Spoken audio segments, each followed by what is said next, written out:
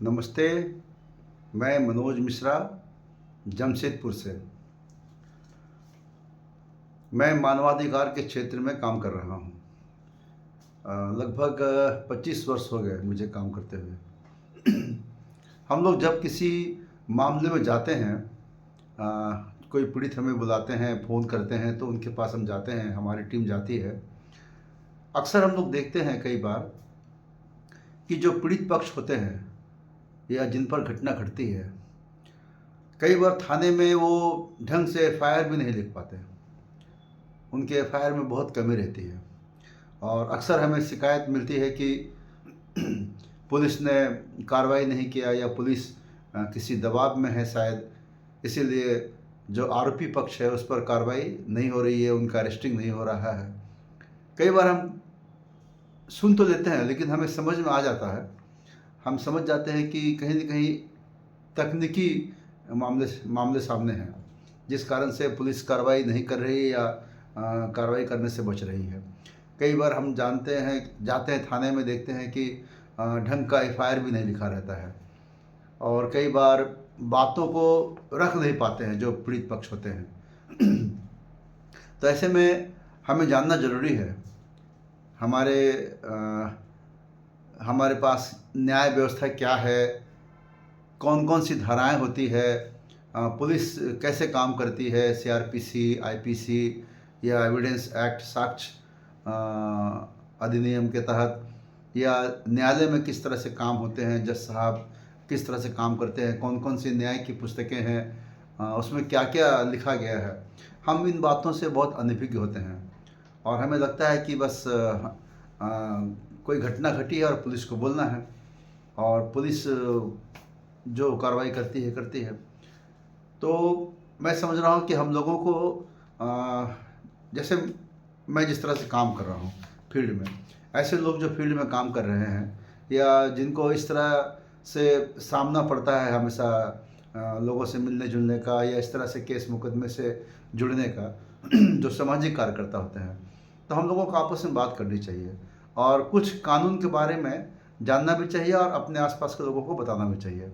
हम लोग लगातार अवेयरनेस प्रोग्राम चलाते हैं, लीगल अवेयरनेस, और लोगों को कानून के बारे में बताते हैं। तो आज से मैं एक बातचीत का सिलसिला शुरू कर रहा हूँ।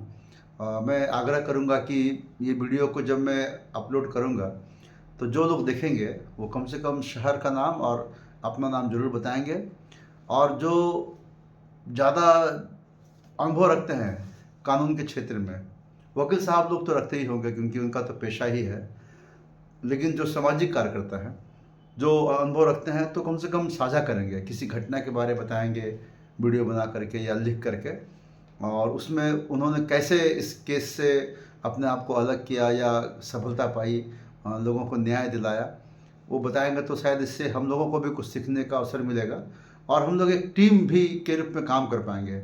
आपके शहर में कुछ हो रहा है तो अगर मुझे खबर मिलती है तो मैं आपको बता सकूँ, आपका मदद ले सकूँ। अगर आपको लगता है कि मेरी मदद की ज़रूरत है तो आप मुझे घटना के बारे में बता सकें तो मैं भी आपको हेल्प कर सकूँगा। हमारी टीम आपके काम में सहयोग करेगी। तो चलिए हम लोग आज से शुरू करते हैं एक सिलसिला। हम लोग सीआरपीसी, आईपीसी जो अब ख़त्म हो चुका है, जैसे कि आप जानते हैं सीआरपीसी 73 से इसे पारित किया गया था और ये अप्रैल 74 से पूरे देश में लागू है, और उसी तरह से ये अब समाप्त हो गया है। नए कानून के तहत इसे हटा दिया गया है और जुलाई 2024 से 1 जुलाई 2024 से बीएनएस और साक्ष्य अधिनियम जो है वो लागू माना गया है। बीएनएस मतलब भारतीय न्याय संहिता और बीएनएसएस मतलब भारतीय न्याय सुरक्षा संहिता। ये कानून अब से देश में लागू है 2024 से। तो पहले हम लोग समझते हैं कि इन दोनों में अंतर क्या है, क्यों ऐसा करना पड़ा है और इसका मतलब क्या है। तो सबसे पहले समझते हैं कि अंतर क्या है। तो जैसे आप जानते हैं सीआरपीसी में कुल 484 धाराएं थे और 37 अध्याय थे। जो बीएनएसएस में 531 531 धाराएं हैं और 39 इसमें अध्याय हैं। ठीक है। इसमें बीएनएसएस में कई प्रावधानों को बहुत ही सरल बनाया गया है और न्याय प्रक्रिया को में तेजी लाए ऐसा प्रयास किया गया है, न्याय प्रक्रिया में तेजी हो। जैसे कि 154 में थाने में केस लॉज होते हैं। जब आप केस दर्ज कराने जाएंगे थाने में, तो आर्टिकल 154 में जो लॉज होते थे सीआरपीसी में, अब वो बीएनएसएस में 173 में लॉज होंगे। तो अब आप लोग बताएं, जैसे कि मैं एक घटना का जिक्र कर रहा हूँ, बहुत ही सरल साधारण घटना है और मुझे सोशल मीडिया से ही ये मिला है। किसी ने इस घटने के बारे में अपने पॉडकास्ट में बताया था, तो मुझे सुन करके बहुत अच्छा लगा और मुझे लगा कि इस तरह की घटना को लोगों को जानना चाहिए, कैसे लोग हैंडल करते हैं। घटना ये है कि न्याय नाम शायद पॉडकास्ट में जिन्होंने इस केस का जिक्र किया है, उन्होंने नाम नहीं बताया है, नाम को चेंज कर दिया है। तो मैं भी उनका सम्मान करते हुए नाम नहीं बताऊंगा।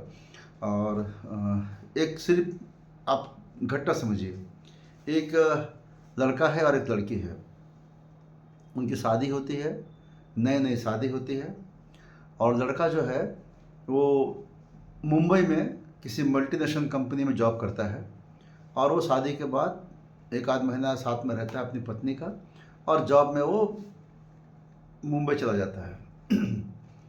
इसी बीच 2-3 महीने के बाद वो अपनी पत्नी को फ़ोन करता है और कहता है कि अब मुझे यहाँ से निकलना मुश्किल होगा क्योंकि मैं जॉब में हूँ और बार बार छुट्टी लेकर के नहीं आ सकता और मुझे ऐसा लगता है कि तुमको तो मेरे साथ ही रहना चाहिए। अब तुम मेरी पत्नी हो तो वहाँ कहाँ रहोगी, इसीलिए मैं तुमसे कह रहा हूँ कि तुम अब मुंबई आ जाओ। तो लड़की कहती है कि मैं कैसे आ पाऊँगी अकेले, तुम आ जाओ, छुट्टी लेकर के मुझे ले जाओ। तो लड़का कहता है कि कोई दिक्कत नहीं है, मैं तुम्हें टिकट भेज दे रहा हूँ और तुम स्टेशन में आ जाना, फलना गाड़ी पकड़ लेना, फलना ट्रेन, और ट्रेन में बैठ जाना और सीधा सीधा तुम मुंबई पहुँच जाओगी और मैं वहाँ तुम्हें स्टेशन में पिकअप कर लूँगा, बस यही तो करना है। तो लड़की कहती है कि ठीक है, मुझे डर तो लग रहा है लेकिन मैं प्रयास करती हूँ। और फिर टिकट वो भेज देता है और लड़की जिस दिन की टिकट होती है वो जाती है प्लेटफॉर्म में और वहाँ से उसी ट्रेन में बैठ जाती है जिसका टिकट वो भेजा था और सीट में बैठ जाती है। लड़का फ़ोन करता है कि भाई गाड़ी में बैठ गई, तो बोलती है हाँ बैठ गई गाड़ी में।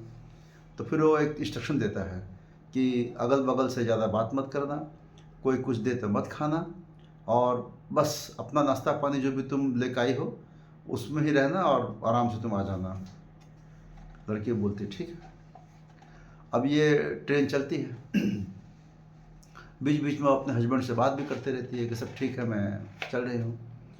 ठीक सामने, उनके सामने जो सीट है उसमें 2 लड़के बैठे हैं, लड़का। अब वो लोग बात कर रहे हैं और हंसी मजाक भी कर रहे हैं, कुछ खा पी भी रहे हैं और बीच बीच में इनसे भी लोग बात करने का प्रयास कर रहे हैं।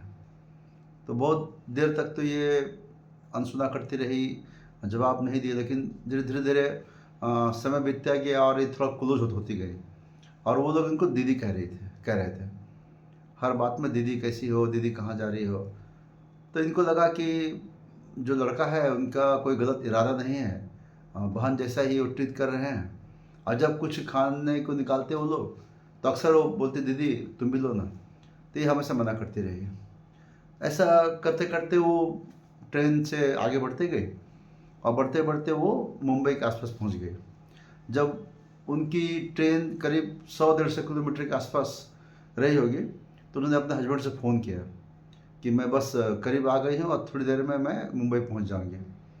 तो हस्बैंड कहता है ठीक है, मैं भी आ रहा हूँ।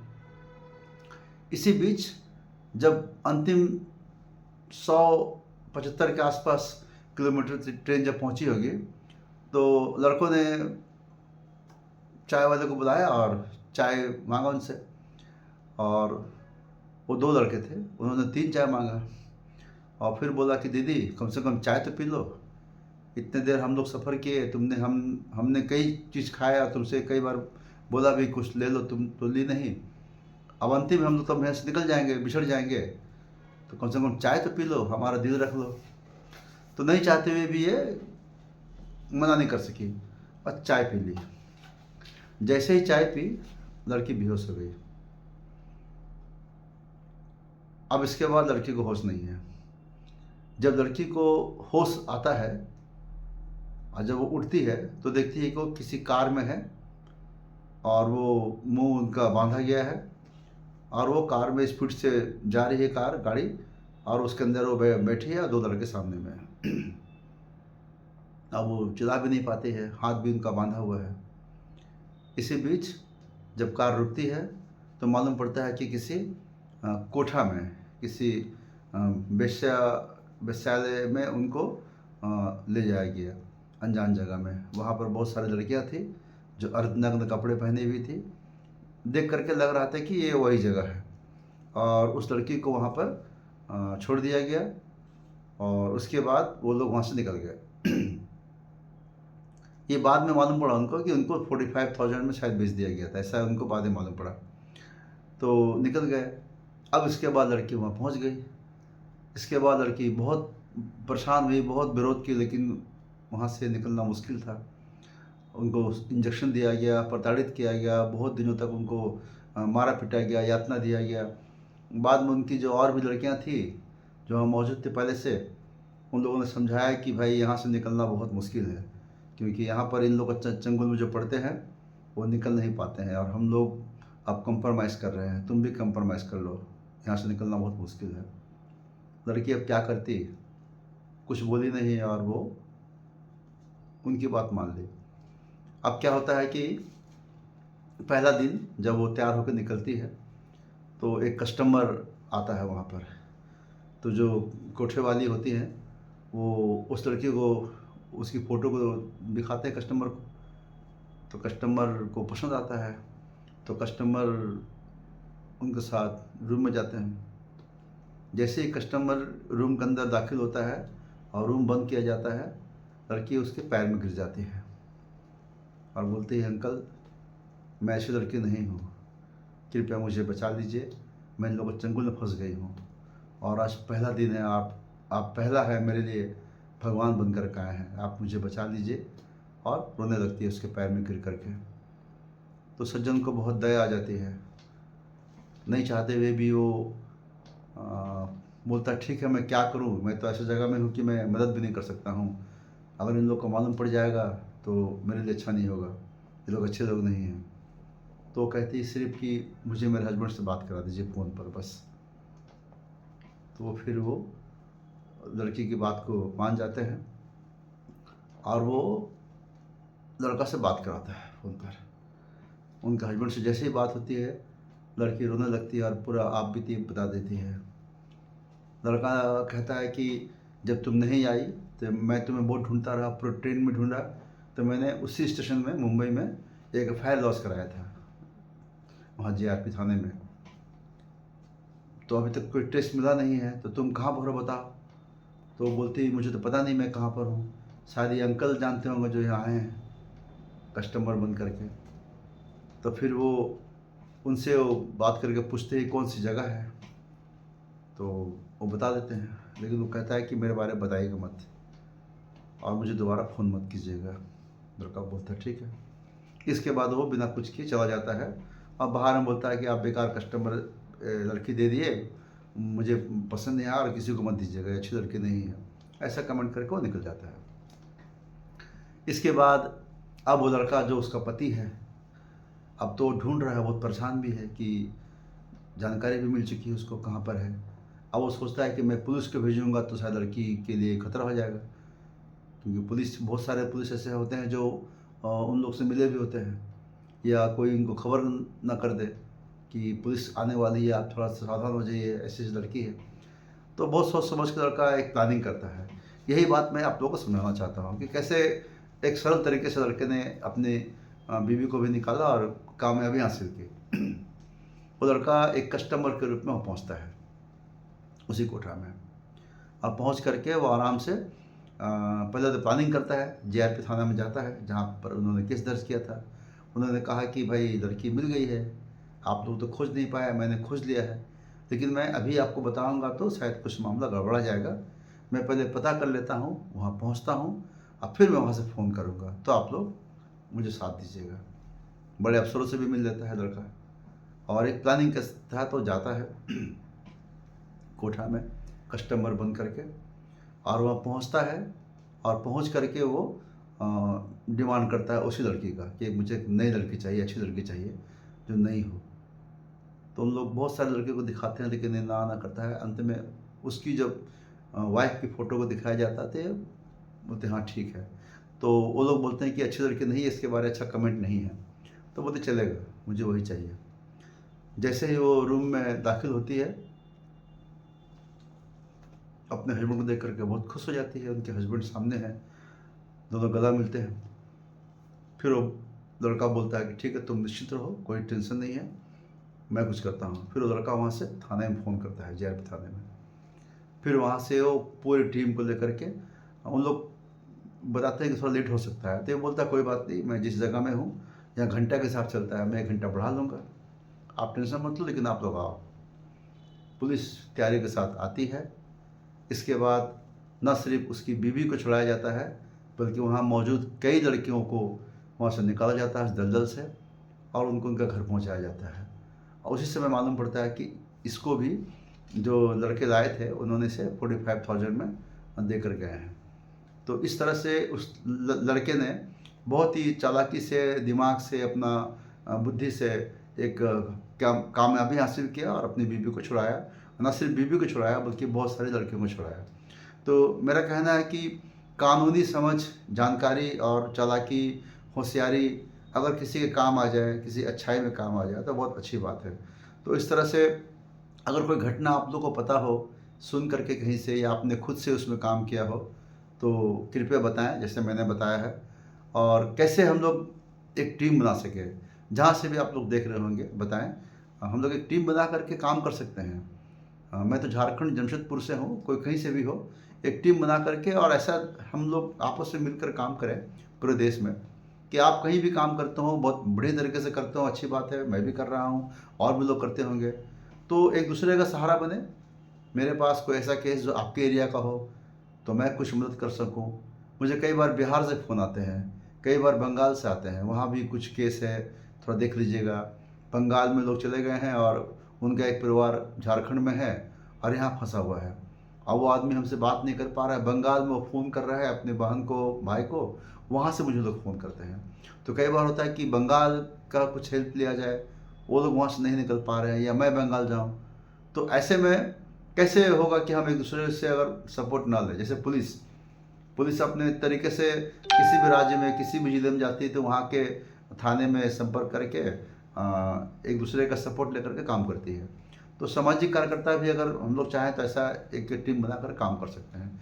इसी उद्देश्य से मैं आपके सामने हूँ और हम लोग बात करते रहेंगे इस तरह से सीआरपीसी को लेकर के। सॉरी, सीआरपीसी तो अब खत्म हो चुका है। बीएनएसएस को लेकर के, बीएनएस को लेकर के, साक्ष्य अधिनियम को लेकर के, मौलिक अधिकार को लेकर के, मानवाधिकार को लेकर के, क्या क्या कानून है देश में, क्या नया कुछ चल रहा है, या कोई सी घटना हमें प्रेरित करती है या हमें आहत करती है, क्या होना चाहिए, चर्चा करेंगे। आप भी बताइए, मैं भी बताऊंगा और हम लोग इस तरह से आगे बढ़ेंगे। धन्यवाद।